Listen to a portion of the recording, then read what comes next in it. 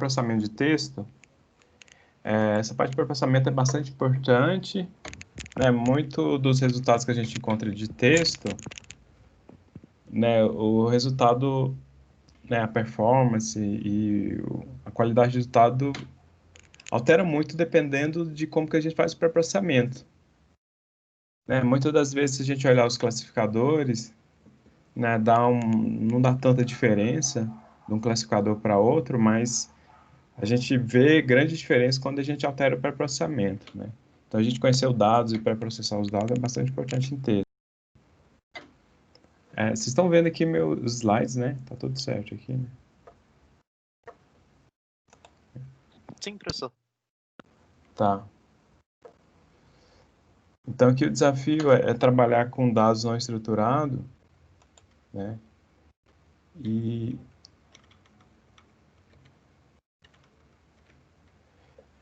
trabalhar com dados não estruturados, trabalhar com dados não estruturados na forma de texto. E tem as etapas aqui clássicas que a gente conhece, né, para quem trabalha com mineração de dados, que é identificar o problema, fazer o pré-processamento, extrair os padrões, o pós-processamento e utilizar o conhecimento. Então, aqui a gente vai ver o pré-processamento. Né, identificar o problema, tem vários problemas aqui dentro de mineração de texto. Eu acho que aqui a gente não é tão interessante a gente falar desses problemas aqui em detalhe, né? Mas tem vários problemas que a gente consegue resolver, né, vendo como um problema de texto, né, desse tipo de dados não estruturado.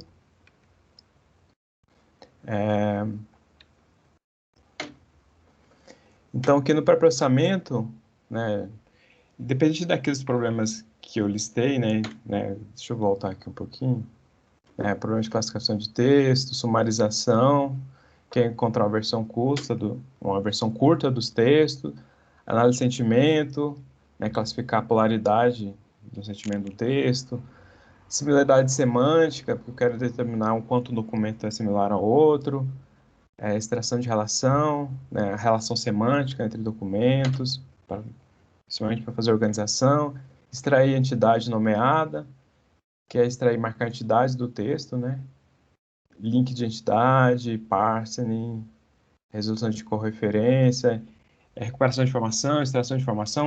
Para tudo isso, tem essa parte aqui, ó, que é de pré-processamento. Né? Então, tem a preparação dos dados, que é a padronização, a limpeza. Depois a gente extrai os termos e faz o cálculo do valor do atributo. E aí a gente constrói uma matriz, a matriz atributo-valor. Isso aqui é para técnicas... eu poderia falar antiga, assim, antiga comparado com o Deep Learning, porque as técnicas baseadas em Deep Learning não necessariamente seguem esse padrão aqui, né? Normalmente não são baseadas em matriz atributo-valor. Então, a aula de hoje a gente vai estudar as técnicas, não vou chamar antigo, mas as técnicas tradicionais de mineração de texto. E depois a gente vai ver como usar as técnicas mais novas, né? Mas aqui a gente vai caminhar para as técnicas tradicionais. E nas técnicas tradicionais, uma representação clássica é a representação em bag of words, saco de palavras, né? E nessa representação, os termos extraídos da coleção são tratados como conjunto desordenado de palavras independentes aqui, né? Então, tem um saco de palavras e a sequência ou a ordem das palavras não vai importar, né? E a desvantagem é essa, né? Se eu perco a sequência, né, pode ser que eu perco aquela semântica, né, que está naquela sequência do texto. Né? E também, por eu perder a sequência, pode acontecer problema de polissemia, né? Temos com grafia semelhante, mas tem significado diferente, né? Se eu perco a sequência, eu não sei o contexto que vai estar aquela palavra. Mas a vantagem disso é que eu consigo estruturar, né, numa matriz ali, numa matriz documento-termo, né? Eu tenho cada documento e eu vou ter também aqui uma lista de termos para esse documento, né? Tá, e o modelo espaço... Esse é o modelo espaço vetorial, né? Seria que como um documento representa um vetor no espaço, e normalmente no sistema de recuperação de informação a gente procura encontrar documentos relevantes. Eu vou comparar esses vetores, né? Vou ver se um vetor é igual a outro ou não. Isso é, basicamente, o sistema tradicional de recuperação de informação faz isso, né? E a gente usa uma representação esparsa, né? A CRF, que é o Compression Sparse Rho, para fazer uma representação esparsa dessa matriz. Tá, o meu objetivo aqui não é ficar no slide. O que eu quero fazer é mostrar um notebook e executar no notebook, mostrar como que a gente faz isso, né? Deixa eu abrir aqui.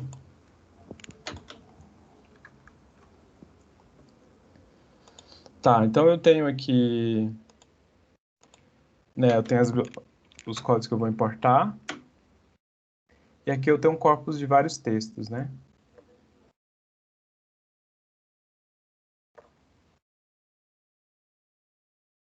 E aqui suponho que eu tenho 3 documentos, ó. Aqui eu tenho um texto, aqui eu tenho outro texto, e aqui eu tenho um terceiro texto. Tem 3 documentos aqui.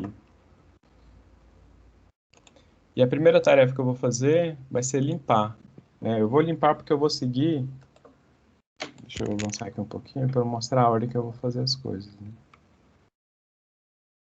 Que é essa aqui, né? Ó, eu tenho a base, então a minha base é essa aqui, né? Eu tenho essa minha base aqui, meu corpus. Aqui o meu corpus. Peraí, deixa eu executar ele aqui. Tem o meu corpus aqui, que tem 3 documentos. Aqui é só para exemplo, né? Vou pegar um corpus bem pequeno. E o que eu quero fazer é fazer essa preparação dos dados, que é a padronização e a limpeza. Por que que eu vou fazer a limpeza? Ó, veja que no texto tem vários caracteres que não necessariamente vão ser úteis para a minha tarefa. E isso depende muito da tarefa, né? Por exemplo, classificação. Classificação nos algoritmos tradicionais que a gente viu, para classificação, a gente quer usar palavras, seria como palavras para identificar cada classe, né? Então, por exemplo, uns caracteres especiais aqui não vão ter valor. Por exemplo, problema de classificação, problema de recuperação de informação. Né? Então, a gente quer limpar e deixar só os termos aqui. Então, essa primeira parte aqui, ó, a gente vai fazer a limpeza. Essa limpeza que eu vou fazer, com essa com o Unicode aqui, isso aqui é para remover acento. Deixa eu abrir aqui. Meu corpus, cli1. E veja que aqui eu removi todo o acento do texto. Isso aqui é meio... Eu falo que é uma gambiarra para remover acento, porque, vejam só, eu normalizo, tenho o NFKD, que é uma normalização para deixar num padrão, e depois eu crio um encode. Esse encode aqui eu estou codificando, quer ver? Se eu pegar, por exemplo, a minha string aqui e fazer um encode dela.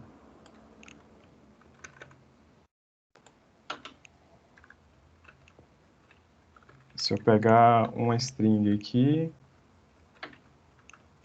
e fazer o encode dela, veja que eu vou ter aqui, ó, B, ó, vou ter ela binário. Então, eu estou pegando uma string e transformando ela em binário usando uma codificação. Aqui eu estou usando a ISO, né? Seria codificação, né, texto em latim, né? Então, estou passando ela para binário. Depois estou codificando ela de novo para ISO 8859.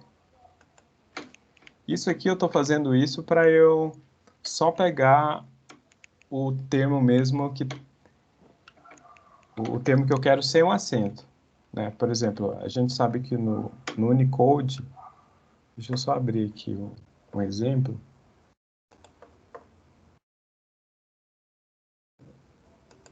Só abrir aqui um exemplo.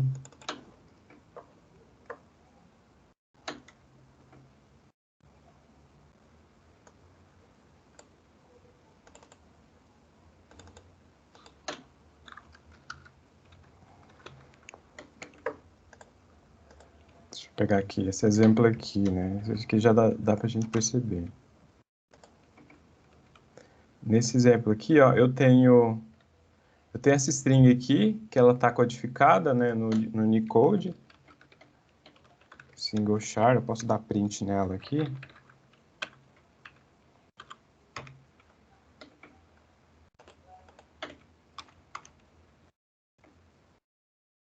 É single H, né?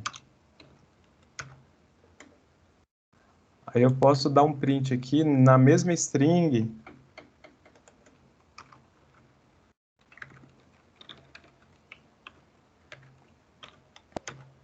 Tá vendo? É a mesma string, né?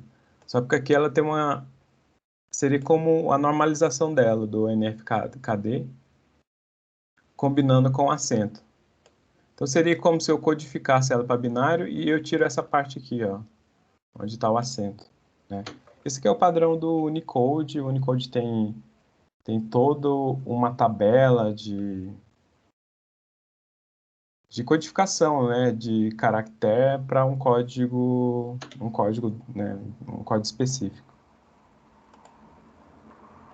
Então, estou transformando em binário, estou normalizando o texto, transformando em binário nessa codificação aqui, e depois eu estou pegando só a parte latim aqui, né, só o texto mesmo, só o E. Aí eu consigo remover o acento.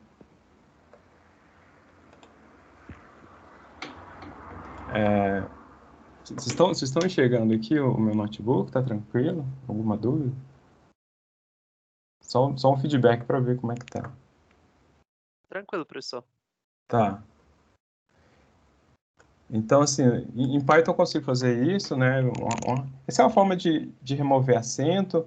Antigamente a gente fazia, era todos os caracteres com acento e fazia um mapeamento com acento para sem acento, né? Mas a gente consegue fazer usando a codificação, né? Mas também depende da linguagem, depende do caractere, né? Então nem sempre isso que vai funcionar. Por o Latin funciona bem. Tá, então veja que aqui no meu texto eu tirei todos os acentos. E depois eu vou limpar. Veja que eu usei uma expressão regular, ó, que eu estou tirando tudo que não for letra minúscula e maiúscula, né? Tudo que está entre A e Z, né? Isso aqui também depende da minha aplicação. Pode ser que eu não queira. Talvez eu queira manter as palavras, né? Ou os números. A maioria das aplicações a gente não quer número, né? A gente não quer dígito. Então normalmente eu tiro os dígitos. Tá vendo? Aqui então eu tenho a minha string aqui. Pré-processado, eu tirei os dígitos e todos os caracteres especiais. De novo, depende da aplicação, né? Pode ser que os dígitos são importantes, né, para a minha aplicação. Então, muito do pré-processamento a gente consegue fazer com expressões regulares. A gente aplica a expressão regular e consegue fazer esse pré-processamento. Para fazer essa limpeza, né? E tirar caracteres especiais, tirar dígito, deixar tudo em minúsculo. O outro pré-processamento é stop word. Stop word são palavras que também são bastante frequentes, mas não traz nenhum valor. Eu poderia dizer valor semântico para identificação de classe, né, considerando problema de classificação. Né, se eu olhar aqui, ó, stop list. Opa, deixa eu executar aqui. Ó, vejo que eu estou executando o NLTK. O NLTK ele traz uma lista de stop words, né? E aqui está uma lista de stop words. Deixa eu imprimir ela aqui. Print stop words, stop list. Aí eu imprimi a lista de stop word, né? Veja que aqui tem aquele, estas, estiveram, né? Tem muito artigo, muito verbo aqui que ele considera que são bastante frequentes, mas não traz nenhum significado, né? Quando eu for montar o meu bag of word, tiveram, terei, terá. Então, essas aqui são uma lista de palavras que eu posso tirar do meu documento. De novo, essa lista aqui é bastante específico do problema. Se vocês olharem, por exemplo, o scikit-learn, quando a gente vai usar stop word, ele dá um warning para a gente, fala, ó, você está usando stop word, mas não necessariamente essas palavras devem ser retiradas. Tem palavra que é importante, por exemplo, não, você tira o não, e a palavra não pode negar a próxima palavra, né? Então, sei lá, na análise de sentimento, isso pode mudar completamente o significado. Então, depende muito da aplicação. E existem também não só palavras, porque o objetivo de stop word é tirar palavras muito frequentes e que não vai trazer valor, né? Porque no problema de classificação, a gente tem os documentos de cada classe, mas pode ter palavras que estão em todas as classes, né? Então essas palavras não vão ser úteis para eu distinguir cada classe, né? Para eu diferenciar cada classe, cada documento da classe. Então existem stop words de contexto, né? Que são palavras que são bastante frequentes no contexto, né? Sei lá, em documentos jurídicos, pode ser palavra lei, né? Que está em todo contexto, você poderia tirar, por exemplo. Então, eu tenho stop word e depois eu vou remover, né? Veja que para remover eu fiz bem simples, ó. Eu faço para cada documento no meu corpus. Aqui eu faço um tokenizer, né? Veja que aqui eu estou tokenizando. Tokenizar é eu pegar a minha coleção e quebrar em palavras. Eu tokenizei, ó. Então aqui você pegar corpus tokens 0 aqui, né? Aí eu quebrei o meu texto. Eu quebrei o meu texto em tokens. Tokenizei. O NLTK tem o Word Tokenizer e tem o Sentence Tokenizer, que o NLTK ele consegue tokenizar também sentenças, né? A regra para tokenizar em sentença, ele começa uma palavra e vai até o ponto, né? Algum ponto ali que termina a frase. De novo, né? Pode ser que tenha um ponto e não necessariamente ao final de frase ele tokeniza errado. Mas tem os tokenizadores mais, assim, melhores que conseguem resolver muito dos problemas de tokenização de sentença.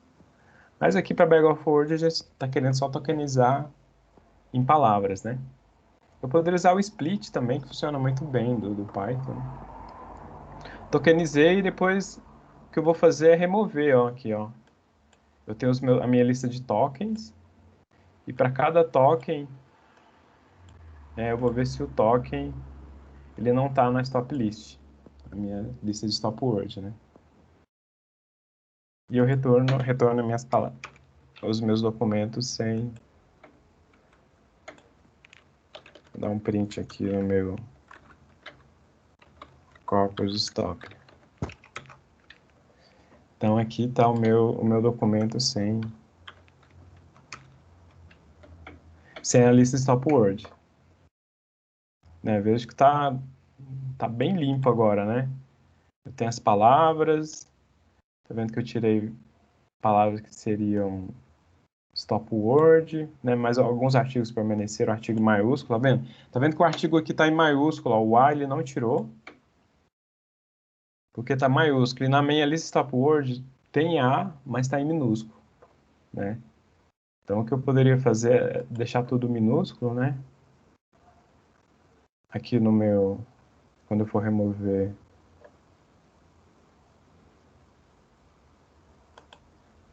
aqui na minha stop list, eu tenho um token aqui, para cada token, se o token não está na top list, né? Eu posso deixar ele minúsculo aqui, lower. Pode escrever errado. Como é que é o lower? Aí, agora ele tirou o A. Tá vendo que o A maiúsculo não está mais, né? Então, eu transformei o tóculo em minúsculo e comparei na minha lista de top word. Veja que a minha lista top word está toda em minúscula, né? Removi o stop word, então o que eu fiz? Limpei, removi o stop word. O próximo que eu vou fazer é o steaming. O steaming da mesma forma, o que eu vou fazer? Eu vou pegar a palavra e remover o radical dela. Na verdade, o steaming não é o radical. Seria como eu remover a variação que tem nas palavras. Deixa eu dar um exemplo disso. Deixa eu fazer aqui. Corpus V aqui.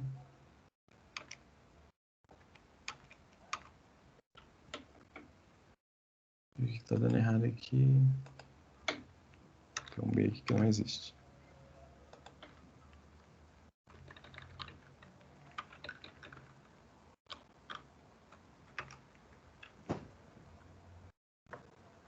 Então, por exemplo, o steaming, por exemplo, da Snowball, na verdade, é feito por um algoritmo. E tem um algoritmo que ele tira, por exemplo, a última letra aqui, por exemplo, Naruto, ele colocou só Naruto, ele tirou o O e o A, né? Todas as variações que ele tem. Igual série, ele tirou série. Então veja que isso não necessariamente é o radical, né? Escrita, descrite. Isso aqui para diminuir as variações. Então isso aqui é baseado num algoritmo que ele tem uma regra para ele tirar. Seria como tirar aqui o sufixo da palavra. Então, a desvantagem de a gente usar Steam é porque a gente vai ler isso aqui, né, já perde totalmente o significado. É difícil a gente entender o que essas palavras significam, né? Justamente para a remoção do steaming, né? Então, quando for usar steaming, uma preocupação é como que eu vou interpretar depois, né? Depois que eu pré-processei, como é que eu vou interpretar aquele texto? O steaming não tem como, né? No caso, você teria que fazer um mapeamento reverso, né? Pegar o texto e reverter para steaming. Que também é difícil, porque, por exemplo, pode ter várias variações, igual script, eu não sei se é... Deixa eu ver um exemplo aqui. Ilustre, eu não sei se é ilustração ou ilustrou, né? Eu não sei o que era, eu não consigo reverter. Né? Aí fica difícil em reverter aqui a palavra no Steam. Já o lematizador já é diferente, né? O lematizador, veja que o lematizador eu estou usando o Spacar, o Space, né? Estou usando o Space para fazer o lematizador. E veja que o lematizador dele aqui, ele carrega uma base aqui, ó, PT Core News, que essa aqui é uma base de notícias, uma base bem grande de notícias que ele usa para treinar o lematizador. E aqui é a mesma coisa, ó. Aqui eu vou pegar meu documento, vou pegar para cada token aqui no meu documento e fazer a lematização. Então, se eu executar aqui, ó, veja que aqui que eu tenho a minha string lematizada. Deixa eu ver se eu vejo a diferença entre o texto normal e meu texto lematizado. Tenho aqui meu corpus.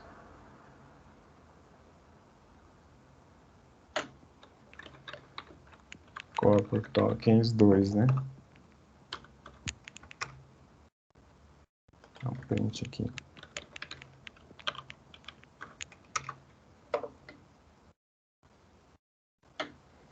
O que eu estou fazendo aqui no doc, no corpus. Deixa eu pegar, imprimir no corpus.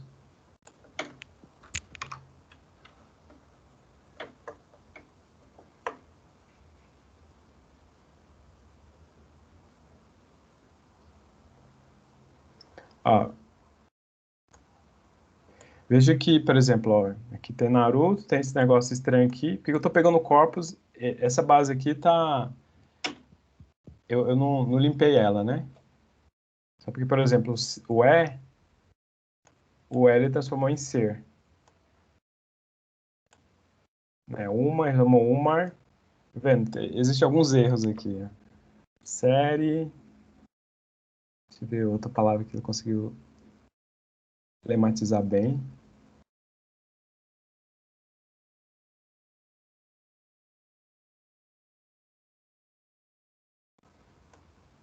Normalmente ele tenta deixar. Aqui, ó, licenciar. Ele tenta deixar no infinitivo. Né? Licencia, deixou licenciar. Ele consegue flexionar para o infinitivo a palavra, o elementizador do space. E para ele fazer isso, ele usa. Seria como um treinamento que ele faz, ele vê as palavras, a variação mais frequente, né? E ele tenta deixar a palavra no infinitivo. Para ele deixar no infinitivo, no infinitivo, acontece alguns erros, por exemplo, mangá, ele deixou como mangar, né? É uma coisa que não faz muito sentido, né? Ele tentou deixar no infinitivo aqui, mas... Licença, quem licencia, ele deixou licenciar, né? Ele conseguiu deixar bem no infinitivo. Menção, será que eu colocou certo? Menção. Aqui, ó, ganhar. Aqui estava ganhou e ele deixou para ganhar, né? Então ele consegue fazer bem para deixar infinitivo, só porque algumas palavras que não são comuns na língua, igual mangá, né? Ele deixou mangar, assim. Né? E comete alguns erros. Mas existem telematizadores, isso depende muito da implementação também. Né? O NLTK tem um lematizador também, que funciona bem.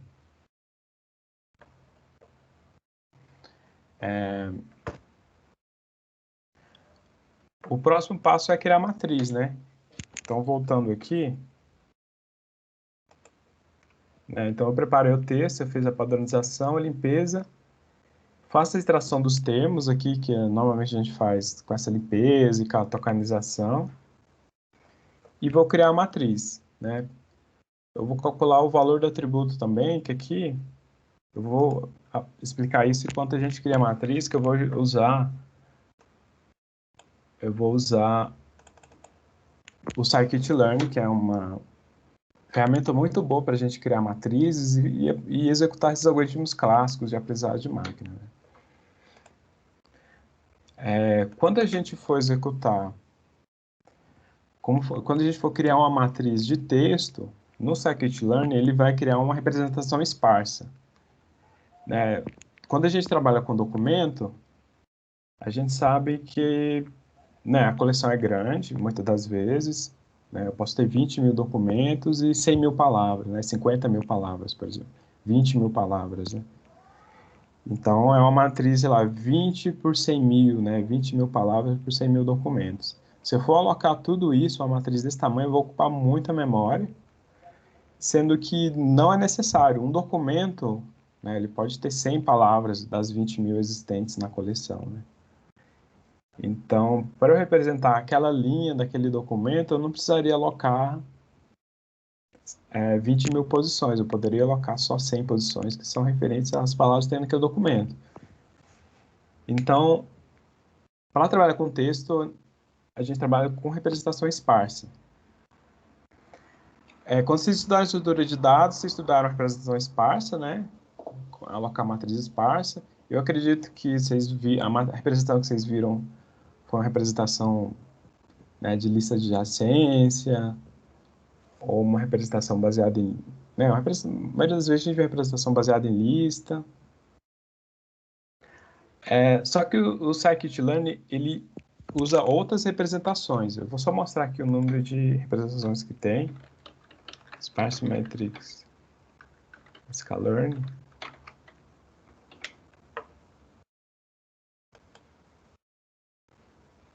Aqui, ó. Essa aqui são as representações, são só usadas pelo scikit-learn, né? Tem essa biblioteca SciPy que o scikit-learn usa ela também, né? Então tem representação baseada em blocos, em compressed sparse column, compressed sparse row, né? Que é comprimido baseado em linha, baseado em coluna, né? Tem dicionários de chaves aqui, tem várias representações de matriz esparsa. Normalmente na graduação a gente só vê uma, né? Aquela baseada em lista, né?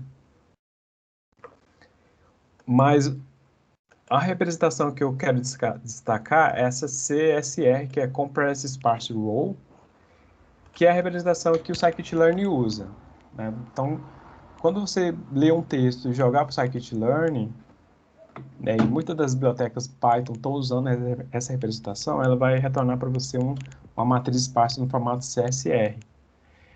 E essa matriz, ela armazena os seguintes dados. Ela armazena um vetor de ponteiro, um vetor de índice e um vetor de data. Aqui, ó. Só que eu tenho aqui, eu imprimi os meus dados. Deixa eu imprimir a matriz mesmo, vai ficar mais fácil. Eu criei a matriz S, né? Vejo que a matriz é uma matriz esparsa. Eu vou transformar ela em densa, só para a gente ver como que é essa matriz aqui, ó. Então, por exemplo, eu tenho essa linha que é um documento, e o documento tem essa palavra e essa outra palavra aqui, né? Então, seria uma matriz 3x3. Né? Cada linha é um documento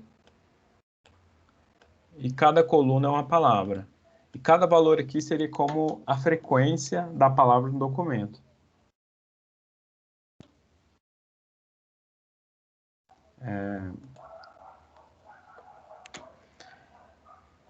Então, eu tenho essa matriz aqui. Executa ali o Scikit-Learn, né, ele vai criar essa matriz CSR aqui, ó. Só que o que ele vai representar vai ser uma matriz aqui com o índice dos ponteiros. Não, por exemplo, ó, a primeira linha começa com 0 e vai até o 2. Ó, vejam só, aqui eu começo com 0 e vou até o índice 2. Essa é a primeira linha.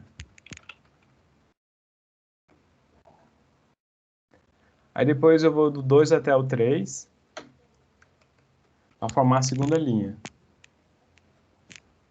Aí depois eu vou do índice 3 até o 6 para formar a terceira linha. Então, vejo que eu vou do índice 3, 0, 1, 2, 3, até 0, 1, 2, 3, até o índice 6 para formar a terceira linha. Então, veja aqui que o vetor de índice, ó, eu tenho 0, que é a coluna desse valor aqui. A coluna do valor 2 aqui está no índice 2. A coluna desse valor aqui está no índice 2 também. A coluna do 4 que está no índice 0. A coluna do 5 está no índice 1 e a coluna do 6 está no índice 2. Então, ele usa 3 vetores para representar uma matriz esparsa. Um vetor de índice de linhas. Aí, no caso, ele fala onde começa a linha e onde termina. Um outro índice de colunas e outro índice com os dados mesmo que vão ter na matriz, né? Ficou claro?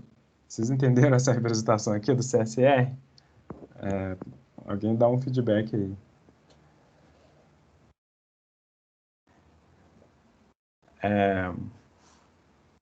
Essa é uma representação baseada em linha e a gente consegue fazer muitas operações quando for decompor em linha, sabe? E também de qual matriz vai usar depende muito, né, da sua aplicação. Se você quer, por exemplo, quebrar uma matriz em coluna, recomendo usar CRSC, CSC matriz. Se vocês olharem aqui, tem a CSC matriz aqui, que ela é compressada baseada em coluna. Então, com essa representação, sim, eu consigo quebrar facilmente as linhas, né? E tem algumas operações que ficam mais rápidas com essa representação, outras ficam mais lentas, então depende muito da sua aplicação. Isso faz muita diferença no desempenho, né? Tem muita operação que a gente Dependendo da operação que você vai realizar, você pode escolher uma matriz aqui que otimiza a sua operação. Né? Tem matriz aqui que otimiza a multiplicação de matrizes, tem matriz aqui que otimiza a recuperação de linhas, recuperação de colunas, né? Então, o scikit-learn usa essa representação aqui de matriz esparsa.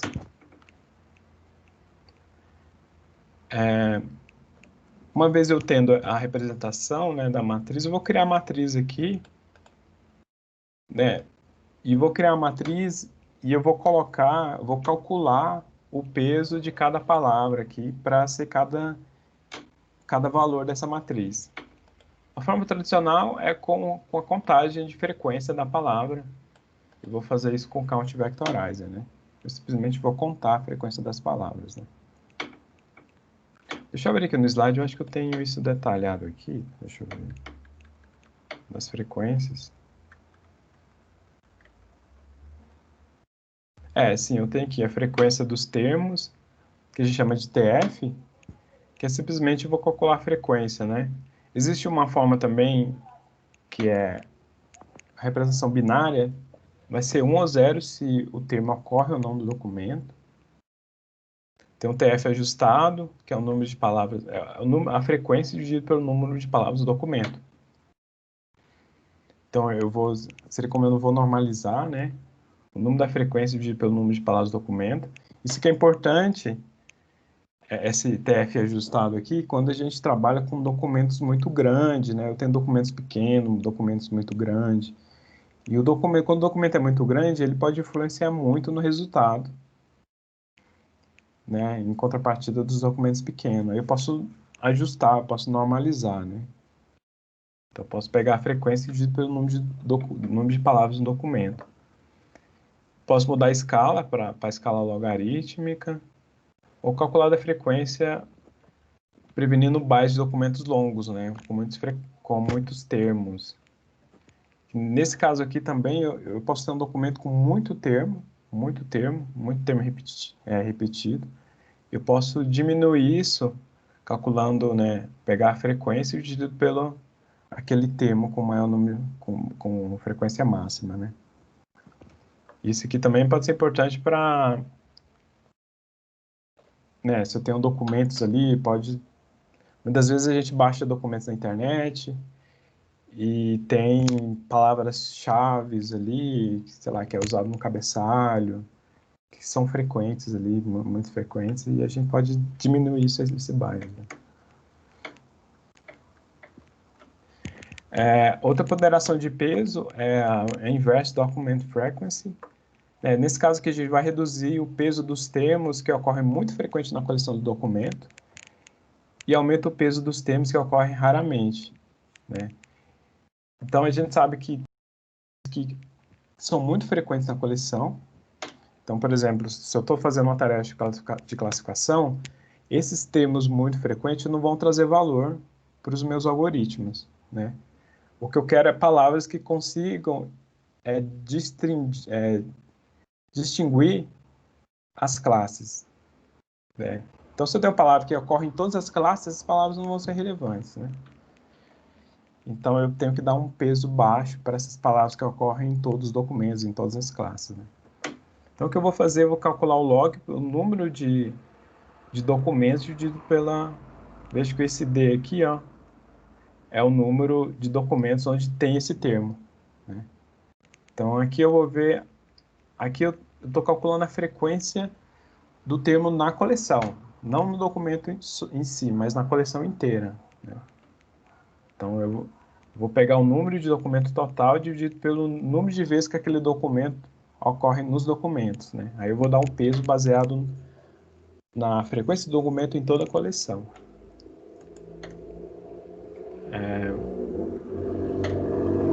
E por último, né, é o que a gente mais trabalha, que é o TF-DF, que é uma relação entre os dois, né? Que é um valor do TF, que é a frequência dos termos, e o IDF, que é o IDF, aquele peso, né, que calcula a relação do número de termos em toda a coleção, né? Então, o cálculo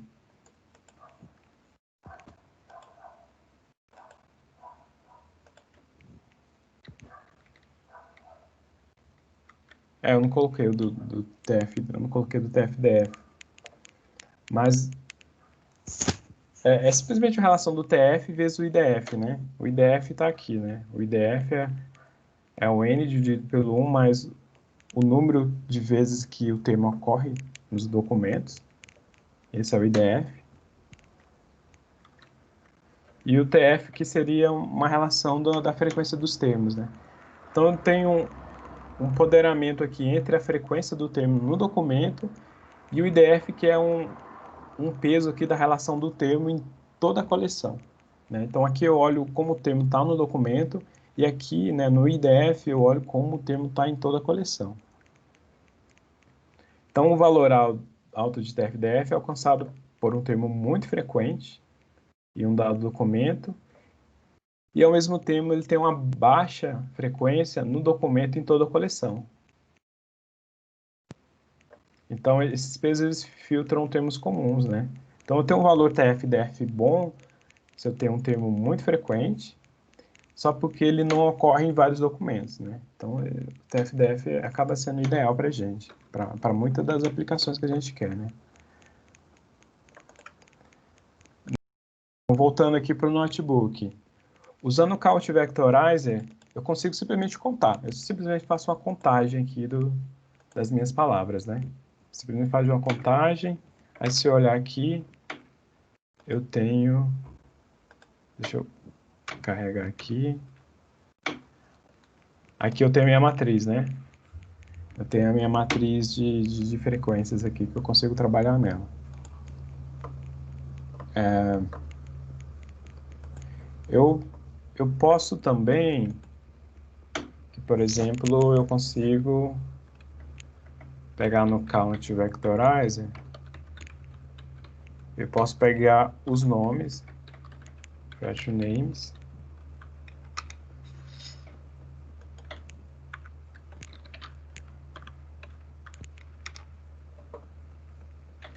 né? Aqui são os termos que ele considerou.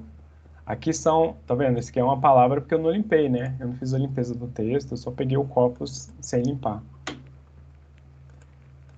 E aqui eu tenho a matriz, ó. Veja que a minha matriz... Veja que a minha matriz é uma matriz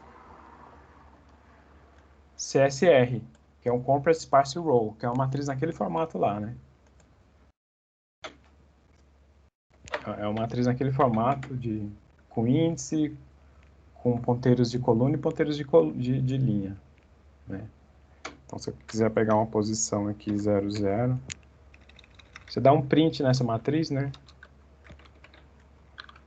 Nessa matriz X aqui, eu vou ter as tuplas dessa matriz esparsa, né? Aqui é o índice do documento, aqui é a posição dela na coluna. Eu posso, se eu quiser recuperar o documento, consigo, por exemplo, posso pegar aqui, ó, as palavras. Veja que aqui eu tenho as palavras, né? Aqui eu tenho as palavras e o que eu posso fazer, por exemplo, eu posso interar aqui, ó, para cada palavra na minha matriz X. Só porque eu vou pegar, por exemplo, getRow da linha 0. Eu sei que a linha é um documento, então estou pegando cada palavra do documento 0, né? Só porque eu quero pegar só os que são não 0, né? Porque eu sei que na minha linha 0 tem muito item que está com 0, né? Porque é uma representação esparsa. Então, vou pegar um não 0. Deixa eu só mostrar o que é isso aqui, não 0, né? Se eu pegar esse aqui, ó, veja que aqui eu tenho o meu array. O que aqui está falando? Ó, aqui é a posição 0, que é a posição de linha, e aqui é a posição de coluna. No caso, eu tenho dois arrays, né? Um de posição de linha e outro de posição de coluna. Então, eu quero, nesse não zero, eu quero o array 1, né, que é a posição de coluna. Então, só quero as colunas. Lembrando que as colunas são as palavras. E depois eu quero o nome, né, que eu salvei o names aqui, para a coluna W. E aqui eu tenho as minhas palavras do meu documento zero, recuperado. Eu posso, né, calcular, por exemplo, a frequência, né? Eu posso saber qual é o ID aqui, por exemplo, né? Que é a coluna W, né? Que eu coloquei como W. Então, por exemplo, essa palavra aqui é a coluna 115 da minha matriz, né? Com índice 115 da minha matriz. Essa palavra aqui também é um caractere... Eu não fiz limpeza, né? E ficou desse jeito. É a coluna 192. Né? Então, eu gosto bastante de usar o Scikit-Learn, né? Dá bastante facilidade para a gente trabalhar com essas matrizes. Ele já constrói a matriz, já cria o mapeamento. Né? Porque antes, né, eu pegava um texto, tokenizava, aí eu tinha que criar um mapeamento de palavra para coluna, aí eu alocava a matriz e eu tinha que pegar para cada palavra, calcular a frequência, ia lá na linha do documento, ia lá no índice de coluna e setava lá a frequência do documento, né?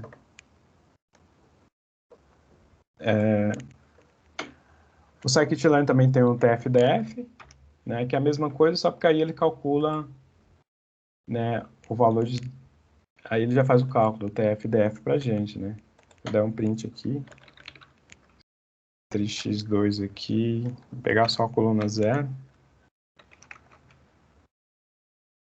Veja que aqui que eu tenho o documento 0, a palavra 74, e aqui tem o IDF dela, né? Veja que agora está normalizado, está entre 0 e 1, né? Então, o valor do IDF, né? Por exemplo, da palavra 74, que tem o valor de IDF.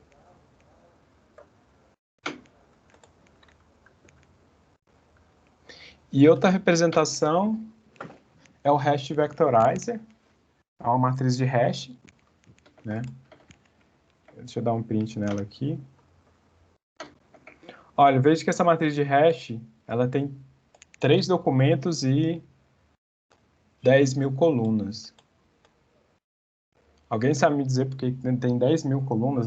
As outras têm 3 por 194, porque são, na minha coleção tem 194 palavras. Aqui está falando que tem 10.000. Né? Aqui tem uma matriz de 3 linhas, cada linha é um documento, são só 3 documentos, e 194 palavras. Aqui tem 3 linhas e 10.000 dimensões aqui, né? Por quê? Alguém consegue dar um chute aí? Por que tem 10.000 aqui no hash vectorizer? Ele pega os caracteres? Eu coloquei número de features aqui, 10.000, ó. Eu posso colocar o número de palavras que eu quero, aí ele vai pegar as mais frequentes. Mas eu vou tirar isso aqui. Ó, agora ficou maior ainda. Ficou 1.048.576 colunas na minha matriz. Alguém sabe por que ficou tão grande assim, usando o hash vectorizer? Tá, vou explicar o que é o hash vectorizer, aí vocês vão entender por quê. O hash vectorizer, ele é feito para quando a gente não conhece o vocabulário de palavras. Lembrando que o TF-DF e o Count Vectorize é uma matriz, né? Número de documento por número de palavras. Agora, imagine só, se eu chego um documento e eu quero adicionar nessa matriz, mas esse documento vai ter palavras que não tem na minha matriz, o que eu tenho que fazer? A gente sabe que é difícil alocar matriz, né? Não tem como a gente adicionar um valor novo na matriz ali. No caso, eu teria que criar uma nova matriz e alocar toda de novo, né? Então, é difícil a gente trabalhar com um vocabulário dinâmico, onde novas palavras podem aparecer. No hashing, o que ele vai fazer? Ele vai criar uma tabela hashing. Então, vai chegar uma palavra, ele vai pegar a palavra e transformar num valor e jogar numa tabela hash. Então, esse 1.048.576 é o número de posições da tabela hash. É, tá passando o carro do pão aqui, né? Vocês estão ouvindo? Opa, eu tô com fome. Pega aí pra Tá. gente. Deixa eu só fechar a janela aqui e ver se ele...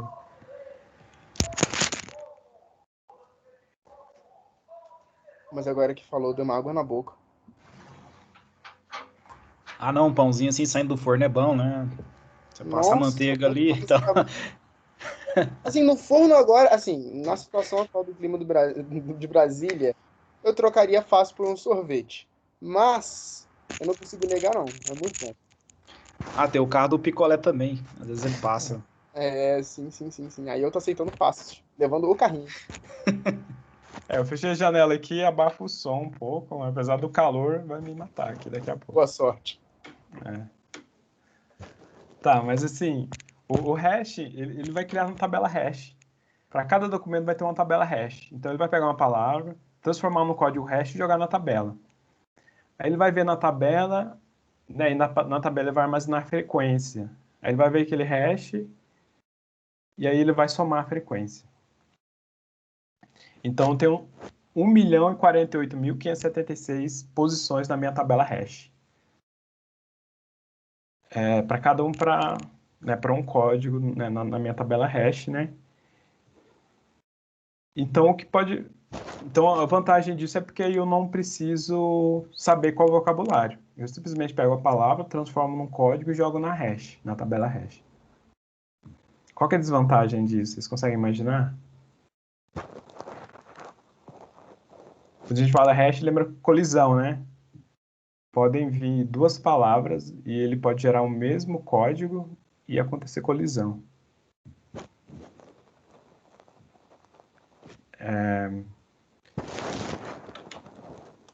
Por exemplo, se vocês olharem aqui, eu posso diminuir o número de features, né? Que seria como eu diminuo o número de posições da minha tabela hash. Se eu diminuir muito, né? Se eu diminuir muito, eu diminuo o tamanho da minha tabela hash e pode acontecer colisão.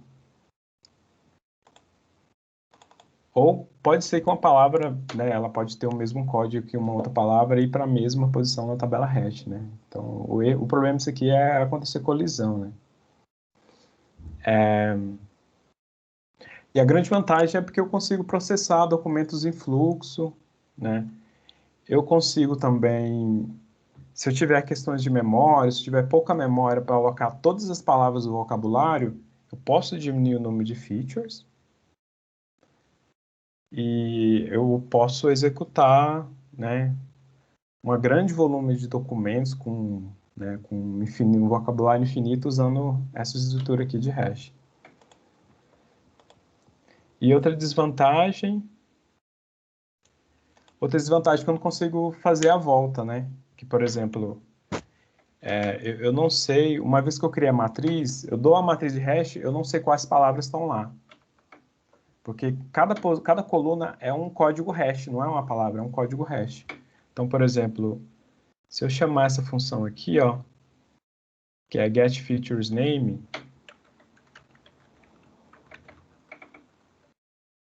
eu fiz aqui, ó. Aqui, por exemplo, deixa eu abrir uma nova célula aqui. Por exemplo, na X2, que é a minha matriz TF-DF, eu tenho um atributo chamado vocabulary.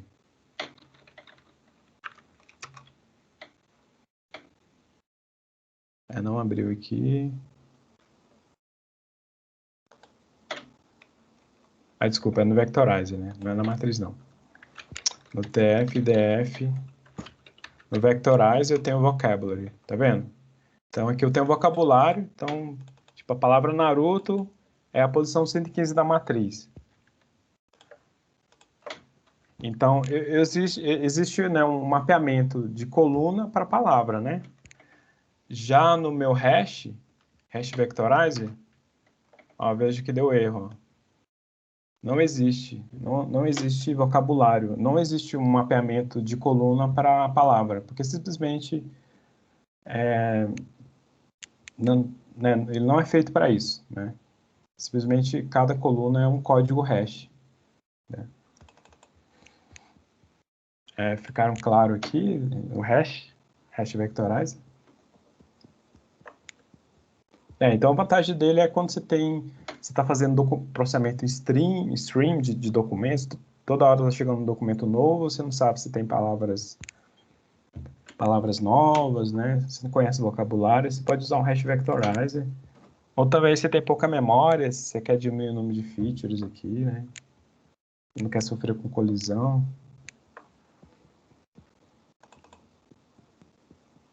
Tá. E no pré-processamento, né? Eu tenho aqui, deixa eu abrir.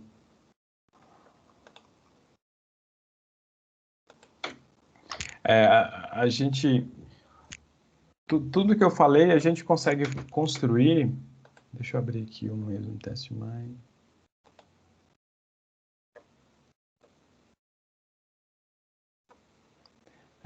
A gente consegue fazer um pré-processamento. Deixa eu abrir aqui.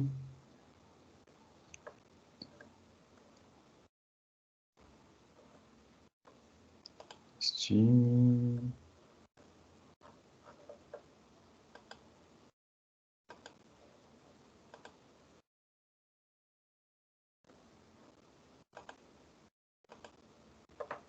Aqui, pré-processamento.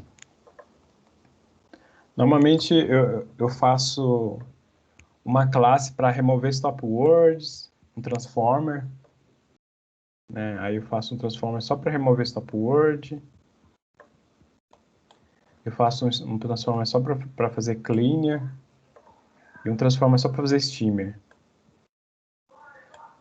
Só que não necessariamente isso eu não preciso fazer isso porque o scikit-learn ele consegue fazer isso tudo para a gente, né? Aqui nesse exemplo aqui, ó.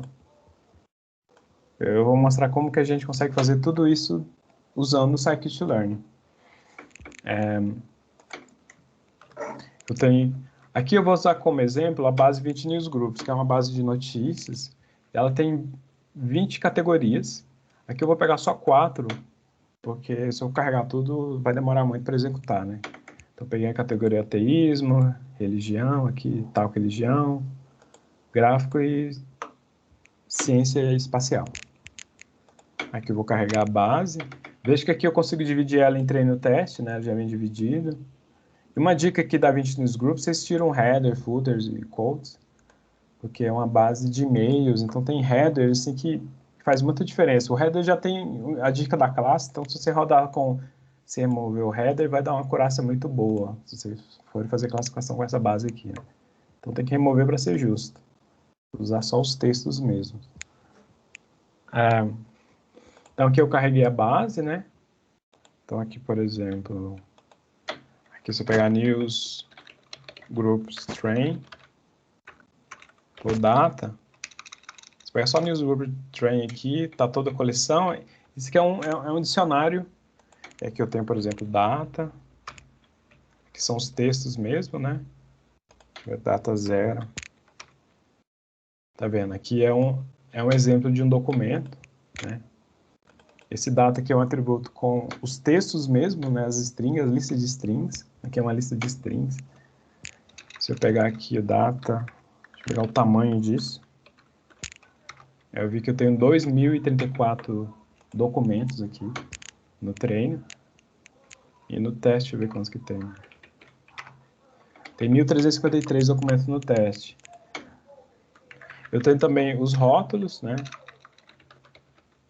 Target. Aqui eu tenho o vetor de rótulo. Cada posição aqui é um rótulo. Se eu quiser saber os nomes, né? Target names. Então aqui são nomes dos rótulos, né? Então o rótulo 0 é ateísmo, o rótulo 1 é computação gráfica, o rótulo 2 é ciência espacial, o rótulo 3 é religião aqui. E depois eu vou pegar isso e vou fazer...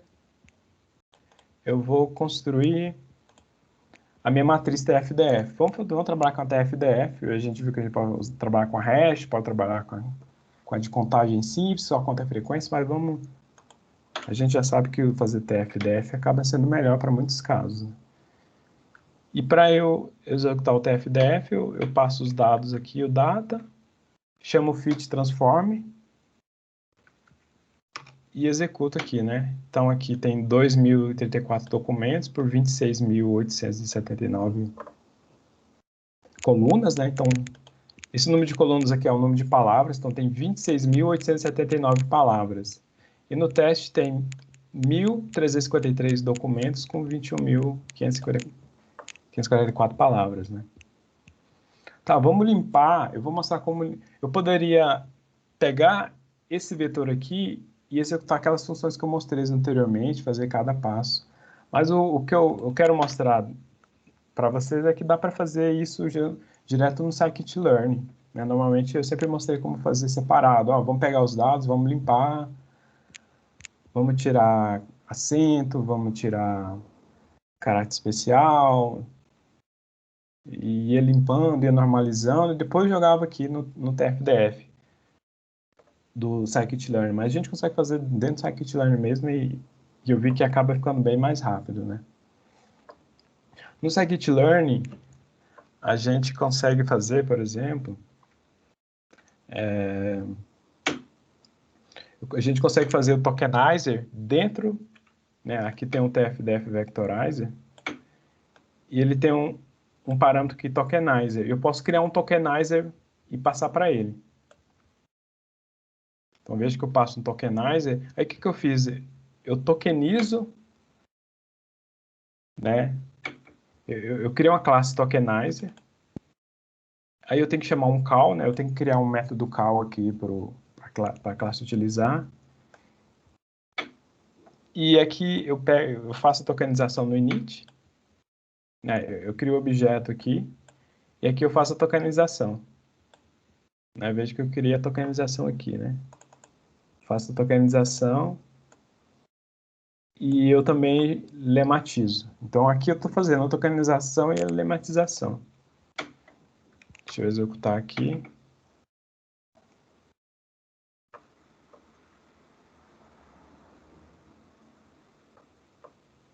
Então, aqui eu fiz a Veja que o tokenize eu chamei do NLTK, né? O NLTK. Aqui tem o WordNet Lematizer. Eu utilizei o lematizador do NLTK também. Eu poderia usar do Space. Aqui eu mudei aqui só para mostrar um lematizador diferente. E aqui eu passei o tokenizador, ó. Aqui ele já aplicou a tokenização. Fez a tokenização e lematização.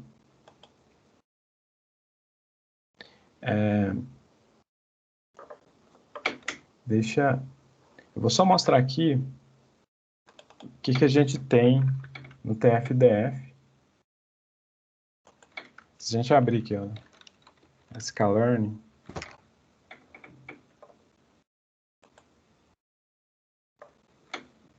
a gente vê muito parâmetro aqui, né, no scikit-learn para o TFDF Vectorize, e muito parâmetro que a gente pode aproveitar para fazer todo o processamento que a gente precisa. Tem a parte de encode, tem a parte de strip, de remover acento. Se a gente for aqui em remover acento, ó, strip acento, ele remove acento usando aquela técnica de normalização e ele transforma para ASCII, né? Ó, eu vejo que ele usa normalização NFKD, que é a mesma normalização que eu usei naquele exemplo ali. Aí depois ele faz um mapeamento, né? E aqui eu acho que ele transforma para ASCII. Lá eu transformei para ISO 889 lá do latim. Então ele faz o mesmo esquema para remover acento. Então voltando aqui. Mas vejam que eu usando o meu lematizador ficou... Aqui, ó, ficou 29.000 palavras. E eu usando só sem passar nenhum parâmetro ficou 26.000. Tinha que dar menos, porque eu lematizei. Alguém sabe por que deu maior aqui usando o lematizador? Eu passando o lematizador e o meu tokenizador?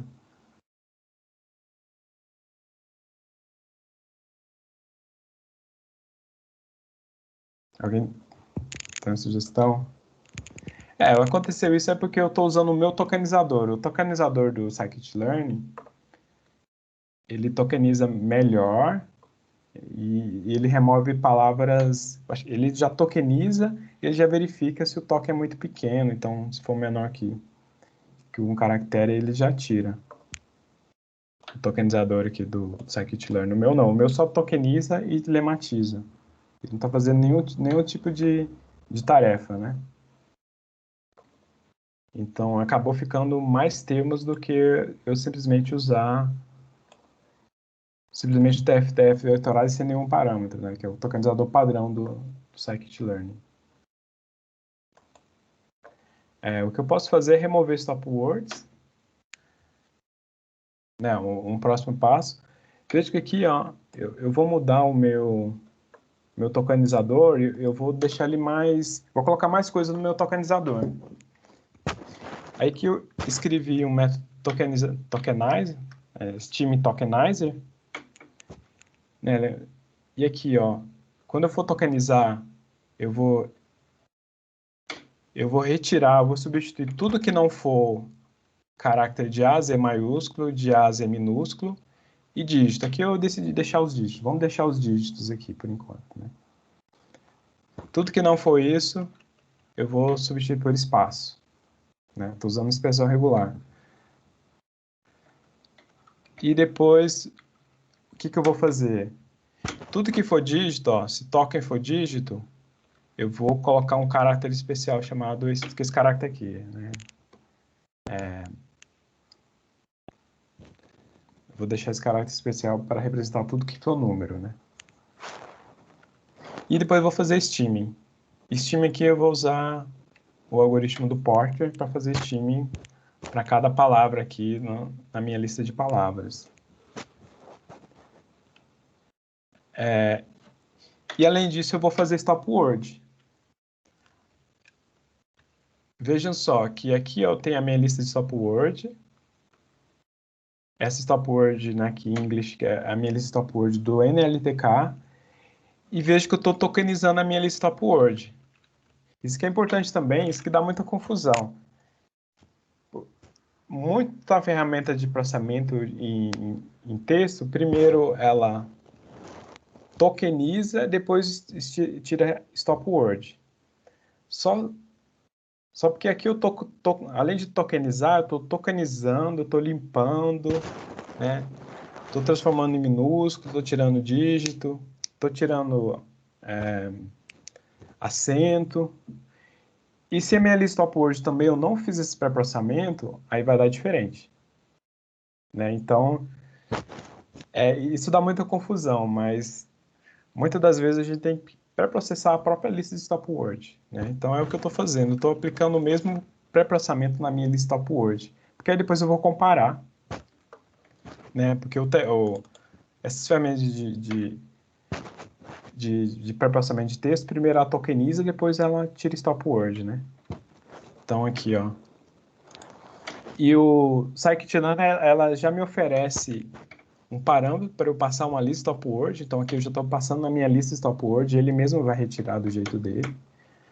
E aqui eu estou passando como que eu vou fazer tokenização, e aqui eu estou passando também uma função para eu remover acento e utilizando o Unicode, né? Eu vou deixar no Unicode. O Unicode eu tenho mais opções do que usar ASCII, né? Eu tenho mais códigos ali. E processei. Ó, ele, mesmo eu pré-processando, ele já deu um warning aqui, ó. A minha lista de stop word pode ser inconsistente com seu pré-processamento. Ele encontrou um token igual because que não está na minha lista stop word, né? E aí, agora eu vejo que eu tenho 19 mil palavras. Antes eu tinha 26 mil, agora eu já tenho 19 mil. Né? Só fazendo limpeza, removendo caráter especial e tudo, eu tirei mais de 1000 termos ali que eu não precisava. E aqui eu consigo ver, né? Aqui no meu documento zero, ó, aqui que sobrou. Aqui eu tenho meu documento zero original, né? Aqui eu tenho meu documento e aqui eu tenho o que sobrou, né, do meu pré-processamento. Né?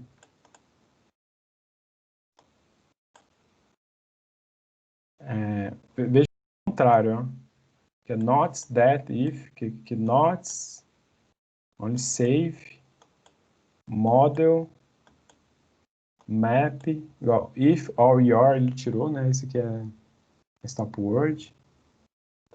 Map, plane, position, posit, né? Então ele limpou bastante aqui do meu texto, né? E eu gosto muito de usar o scikit-learn e colocar o pré-processamento dentro do Vectorizer, porque é bastante eficiente, acaba ficando mais rápido do que eu pré-processar tudo separado, né? Tá, o que eu vou mostrar agora é como a gente fazer corte, né? Porque normalmente quando a gente processa texto, a gente sabe que vai ter palavras muito frequentes, que vão ocorrer com muita frequência, e vão ter palavras com pouca frequência. Tem palavras que ocorrem uma vez só em um documento. E esses dois extremos a gente pode tirar também, né? Para muita aplicação é válido tirar. Então eu posso tirar palavras que são muito frequentes e ocorrem em todos os documentos. Normalmente o Stop Word faz isso. Mas o TF-DF também dá esse efeito, né? De a gente tirar palavras muito frequentes. E eu também posso tirar palavras pouco frequentes. Tem palavra que ocorre num documento só apenas uma vez. Então essas palavras não são muito relevantes, né? Então para isso aqui, o Vectorizer, ele oferece para a gente o MassDF. Esse MassDF aqui é a proporção de documentos, é a frequência que os termos ocorrem nos documentos. Aí eu vou manter só aqueles que aparecem um número máximo de vezes. Que, por exemplo, se eu colocar aqui 10, não, eu vou colocar MaxDef, se eu colocar que está em proporção,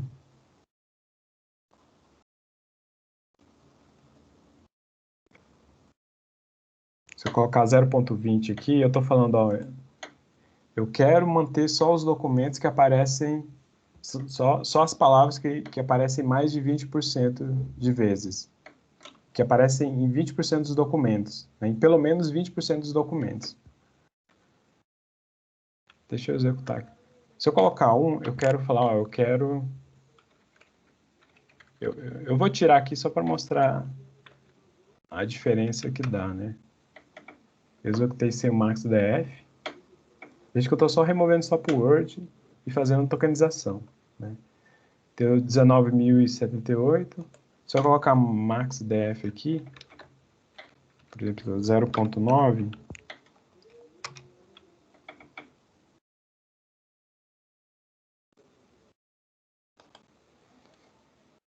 provavelmente vai dar a mesma coisa. Porque eu estou falando, ó, eu quero remover palavras que ocorrem em pelo menos 90% dos documentos. Isso quer dizer que não tem nenhuma palavra que ocorre em 90%. Deixa eu ver se existem palavras que ocorrem em 50% dos documentos. Né? Tem palavras que ocorrem em metade dos documentos. Não tem. Acho que, deixa eu ver se tem palavras que ocorrem em 30% da coleção.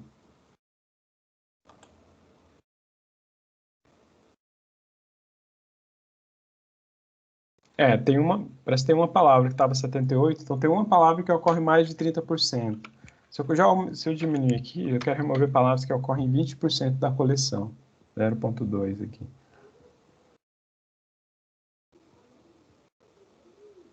Aí ele removeu essas palavras. E aqui eu posso ver, ó, no meu Vectorize, Stop Words, eu consigo ver quais palavras que ele removeu. Ó, então essas são as palavras que ocorrem em mais de 20% da minha coleção. Né? Se eu aumentar aqui, por exemplo, 10,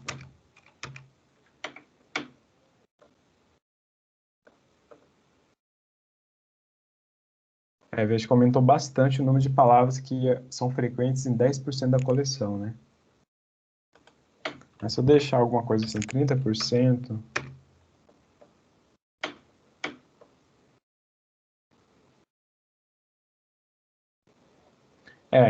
essa palavra number aqui foi que eu substituí os dígitos por esse caráter, por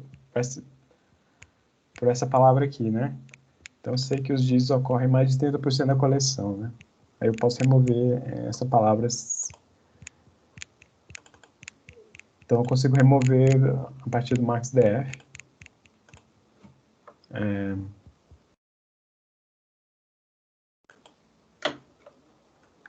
Se eu usar Count Vectorizer,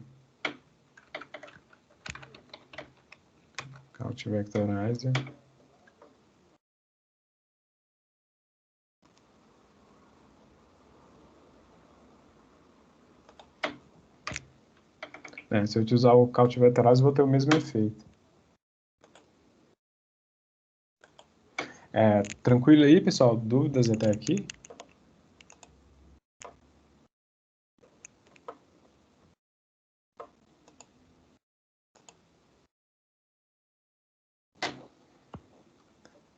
Alguma dúvida?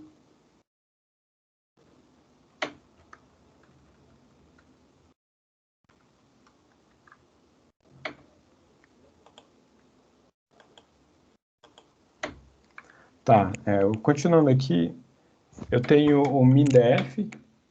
O MinDF também, aí no caso eu quero, por exemplo, remover palavras que ocorrem no máximo 2 documentos. Aí no caso eu vou remover palavras que ocorrem no máximo 2 documentos.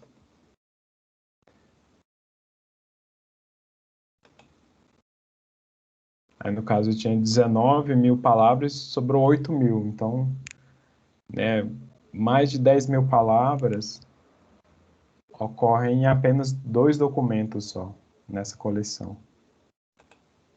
Eu poderia colocar a proporção, por exemplo, se eu colocar como número flutuante, 0.01, eu quero documentos que ocorrem em 10%, né? No máximo 10% da coleção.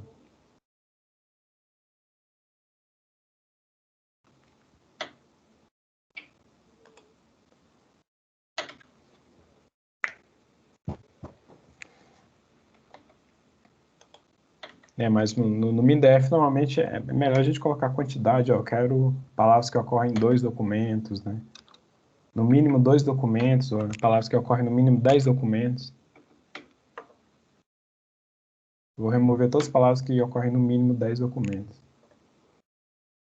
Aí eu removi muitas palavras, né? Palavras que ocorrem em 10 documentos, né?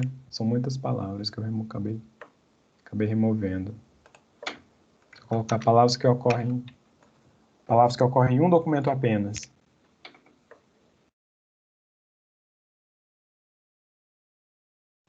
Tem uma palavra só. Deixa eu ver qual palavra que ocorre em um documento apenas. Não tem nenhuma palavra. Não tem nenhuma palavra que ocorre em nenhum documento que ele já tirou. Já acabou tirando pelo TF-TF. Em 2. No caso, é no mínimo 2, né? No caso, é menor que 2, não menor igual a 2. Né? No caso 1 é menor que 1, né? Então, não existe. Então, é menor que 2. Né? Então, no caso, que ocorre em um documento só. E aqui tem as palavras aqui que ocorrem em um documento apenas. Né? São várias palavras aqui.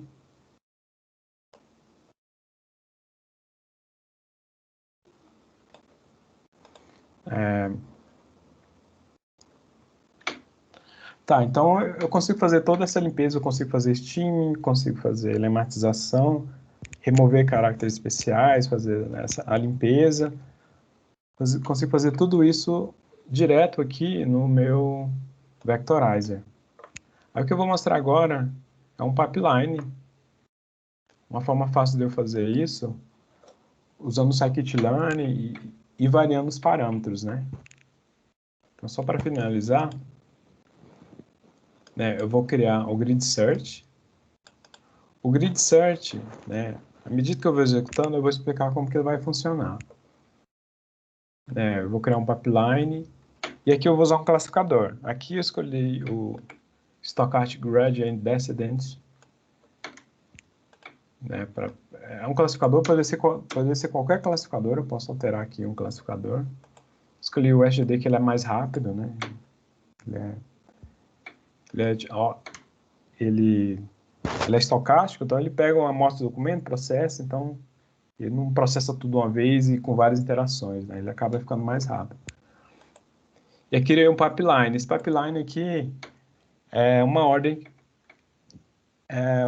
que ele vai executar esses passos.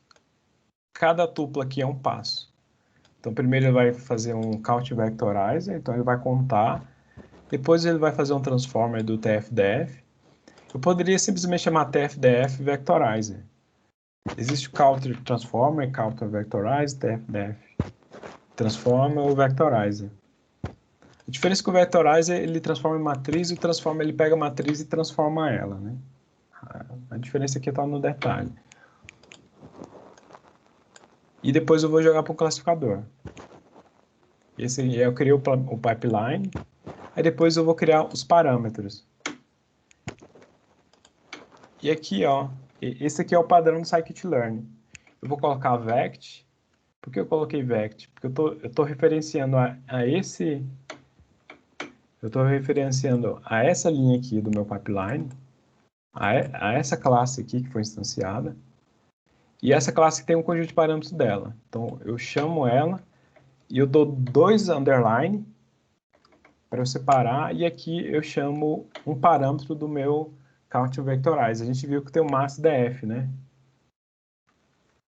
E aqui eu coloco uma lista de valores para ele executar. Aqui eu posso executar n-grama. Eu não falei de n-grama, né? Mas eu consigo criar uma lista de n-grama. Deixa eu mostrar aqui o n-grama. Vamos criar uma matriz com n-gramas, né? Aqui, por exemplo, eu posso tirar aqui o meu df2. Vou tirar isso aqui para deixar mais rápido. Eu posso fazer n-grama.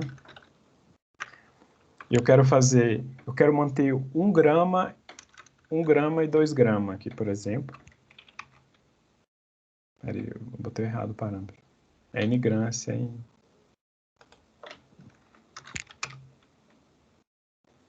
Deixa eu ver o que eu coloquei. N-gram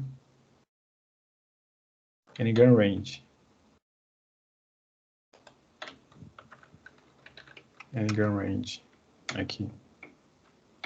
N-gram range. Aí eu quero 1 grama e os bigramas. Agora nas minhas colunas vão ter bigramas, né? Eu criei combinações de 2 palavras, né? Então agora passou para 181.266 colunas, né? Então porque simplesmente eu estou considerando os meus bigramas, né? Se eu colocar aqui vocabulary, dá um print aqui, eu vou conseguir ver os meus bigramas. Perivit.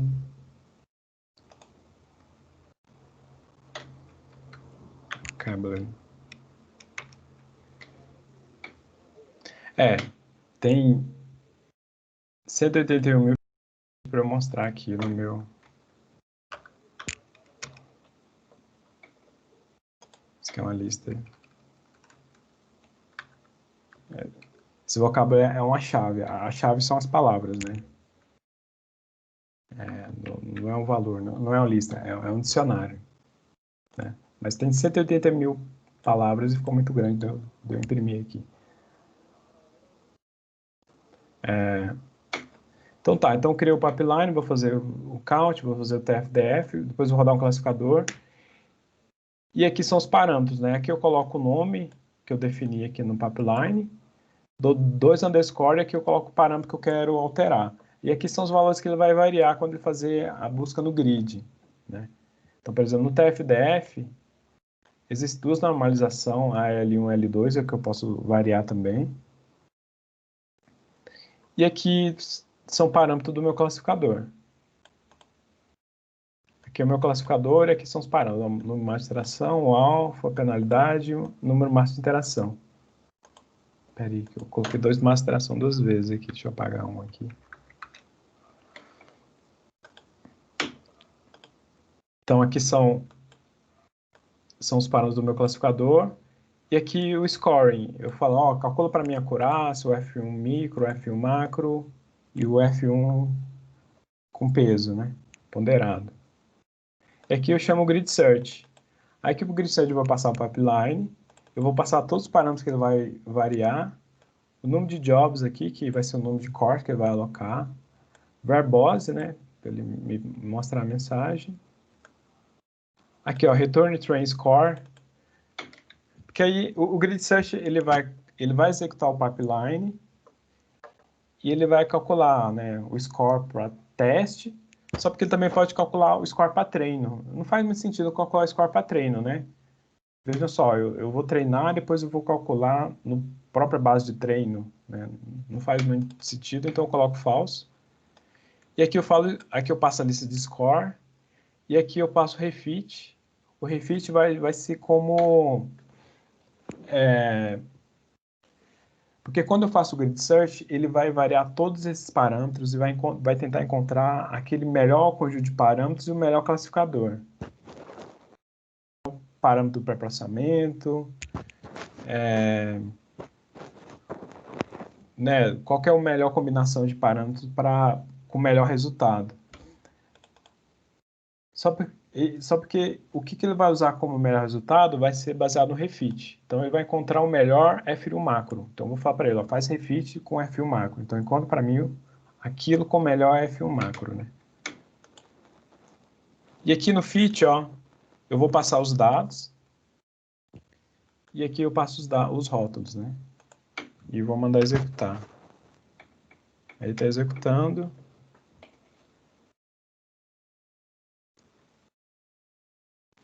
E ele vai fazer 240 fits. Então, ele vai combinar todos os parâmetros, deu 240 combinações de parâmetros diferentes aqui, ele vai executar todos. A minha máquina tem 8 core, então ele está fazendo 8 processamentos em paralelo aqui, né?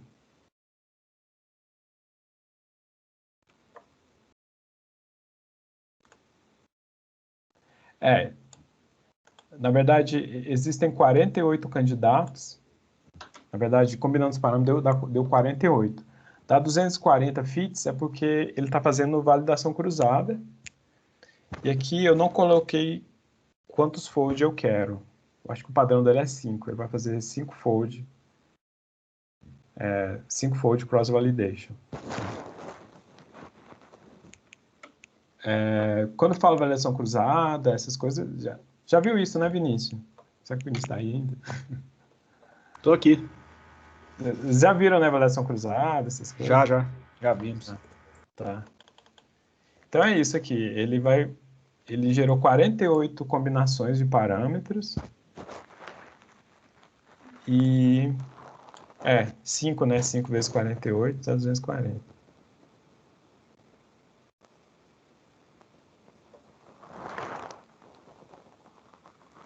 Ele terminou aqui. E aqui eu consigo ver o resultado. Esses que são os resultados. Ó, veja que aqui na linha 0. Aqui tem o tempo. Aqui tem o desvio padrão do tempo. Tem informações do tempo. E aqui os parâmetros, ó. Com alfa do classificador com esse valor. Deixa eu ver para o pré-processamento aqui.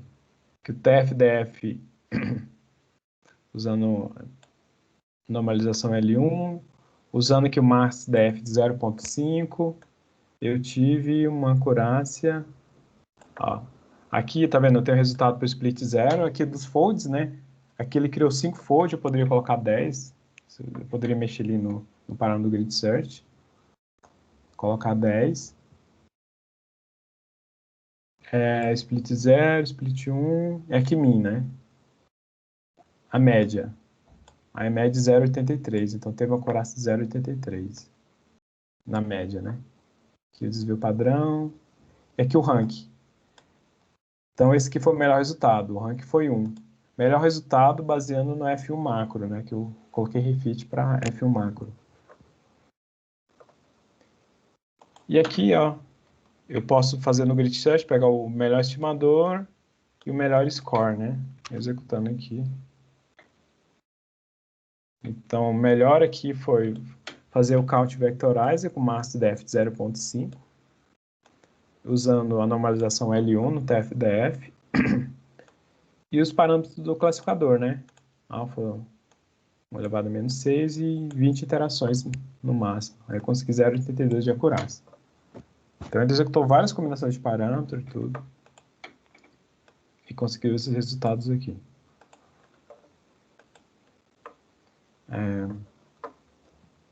Acho que acabou, né, Vinícius? Vai até 5h40, não é? Até 10 para 6. Tá. É um tempo ainda. Tá, então, só para terminar aqui, então, eu vou mostrar. Quem tiver dúvida pode perguntar aí, né? Mas o que eu vou mostrar agora só mostrar o que eu fiz aqui com o Grid Search, que é bastante interessante a gente aprender a usar o Grid Search, né? Tá vendo que eu passo os parâmetros aqui, eu escrevo o pipeline que eu quero executar. Eu poderia escrever um pipeline com os passos do pré-processamento que eu quero e com os parâmetros que eu posso variar no pré-processamento. Poderia falar, faz um pré-processamento tirando stop word e sem stop word. Faz pré-processamento fazendo limpeza de número ou sem limpeza de número, né? Eu posso colocar tudo isso aqui definido nos parâmetros, né? E jogar no grid e ele vai executar todas as combinações disso e ver qual que é o melhor resultado, né? Se é melhor com stop word, se é stop word. Esse max def aqui, min def, normalmente acaba sendo um valor mágico, porque eu não sei. Normalmente é difícil a gente saber qual que é o max def, o min def. Para a aplicação, né, para os dados que eu estou executando. Então, isso aqui é testando, né? Tem muito parâmetro aqui que é testando. Eu não sei te falar qual que é melhor. Para cada vez que a gente executa, a gente acaba encontrando um parâmetro diferente aqui. Então, o Grid Search é bastante útil, né, para isso.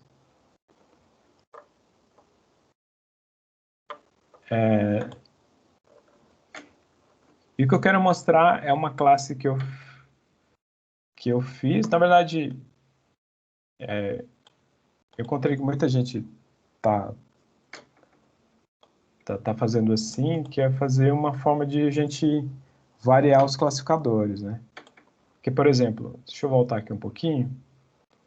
Veja que no pipeline, o pipeline funciona do seguinte, ó. O pipeline, quando a gente cria um pipeline, a gente cria várias tuplas, né? E o pipeline é assim, aqui tem o nome do pipeline e aqui é uma classe. Essa classe, por exemplo, Count Vectorize, o TF-TF Transformer, elas têm que ser transformers. Um transform no Scikit-Learn é que eu recebo o dado e transformo ele, né? Eu recebo os dados e dou ele, recebo o dado de entrada e a saída é o mesmo dado, só que transformado. Isso faz sentido para o pipeline, né? O pipeline vai receber o dado cru, o texto cru, aí ele vai fazer o count vectorize, vai fazer o TF e vai retornar ele pré-processado. E a última tupla do pipeline tem que ser um preditor. A última tupla do pipeline tem que ser um preditor. Por isso que a gente coloca sempre um classificador aqui no final. Então, a diferença do que eu coloco aqui no pipeline e a última tupla do pipeline é porque o último tem que ser um preditor, né? Normalmente a gente faz o pipeline para classificação. E um preditor, ele implementa um método fit, né? Um fit predict. Ele implementa o método predict.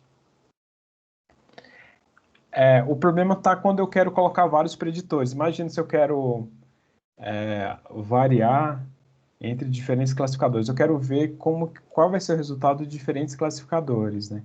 Eu não consigo fazer isso no pipeline, porque o pipeline é sempre assim, vários transformadores e um só preditor. Eu não consigo variar os classificadores aqui no pipeline, né? Porque o grid search ele é feito só para um classificador. Se eu quiser variar, aí no caso eu teria que executar vários teria que criar vários pipelines, cada pipeline no classificador e executar vários grid search diferentes, né, para vários classificadores diferentes. E para executar isso, eu criei uma classe, estimador selection helper.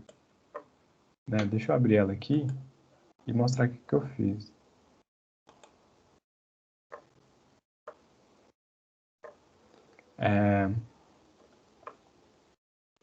Nesse estimador select, o que eu fiz nela foi, veja que eu tenho um laço para cada chave, e cada chave aqui, ó, é um estimador. Aí para cada estimador eu chamo um grid search. Então seria como eu estivesse executando vários grid search para cada estimador diferente. Deixa eu voltar aqui para mostrar por que eu fiz isso. Eu fiz isso porque aí eu consigo, por exemplo, criar vários modelos. Então, suponha que eu quero executar vários modelos. Ó. Por exemplo, eu quero rodar um classificador em árvore, um random forest, um AdaBoost, um Gradient Boost, um SVM, um Multinomial Naive Bayes, um KNN, né, os vizinhos mais próximos. Então, aqui eu instancio os modelos. E aqui eu crio os parâmetros de cada classificador. Então, por exemplo, o KNN, o número de vizinhos, aqui o número de vizinhos. Roda para mim com um vizinho, com 3 vizinhos, com 5 e com 7, usando a métrica cosseno. Roda para mim o SVN com kernel linear e com C variando de 1 a 10. Com kernel IBF, C variando de 1 a 10 e o gama variando aqui, né, de 0.01 a 0.0001, né? Aí eu só defino os parâmetros aqui eu faço score e jogo para o meu estimador helper. E aí ele consegue executar para todo. Aqui eu estou executando para vários classificadores diferentes, né?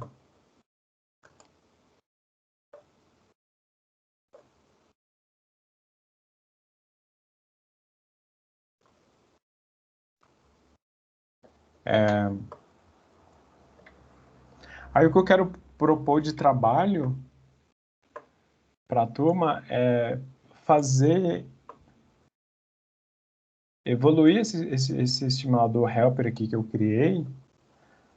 Veja que eu passo vários classificadores, eu consigo passar os parâmetros classificadores, mas eu não estou variando no pré-processamento. Então, é estender esse estimador selector para eu colocar vários tipos de pré-processamentos possíveis. Aí, no caso, eu poderia colocar uma lista de classificador, uma lista de parâmetros de classificador e uma lista de pré-processamentos possíveis que eu posso fazer aqui nos meus experimentos.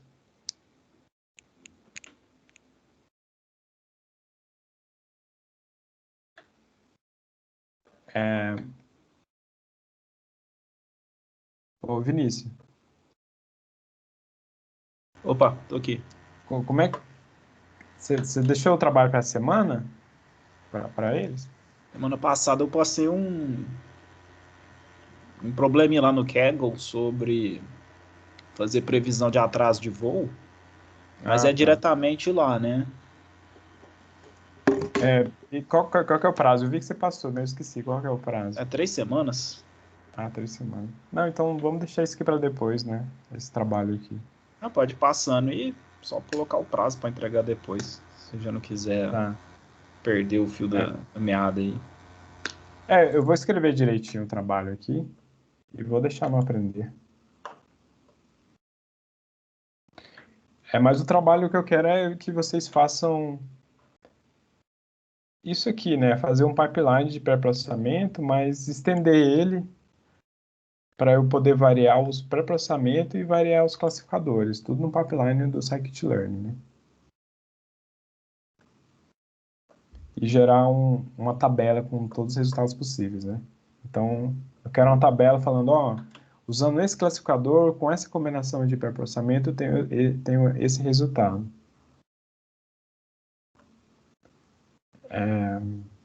Eu vou escrever direitinho como vai ser esse trabalho e que eu vou colocar no aprender, né?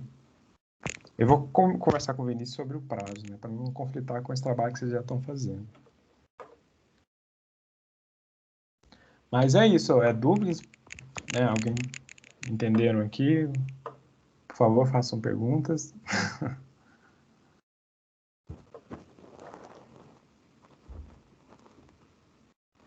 E o meu... Vocês Professor, podem ver que ele tá rodando. Oi, pode perguntar. não é muito bem sobre o conteúdo em si, mas você vai disponibilizar esses slides e esse conteúdo lá no Aprender? Vou sim, vou disponibilizar. Eu vou colocar lá. Vou colocar os notebooks lá. Obrigado. A minha ideia era ir apresentando e vocês fazendo experimentos. Normalmente na sala, né?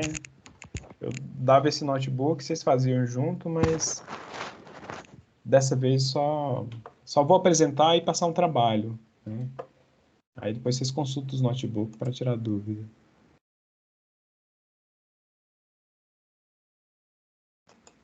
Deixa eu parar a gravação.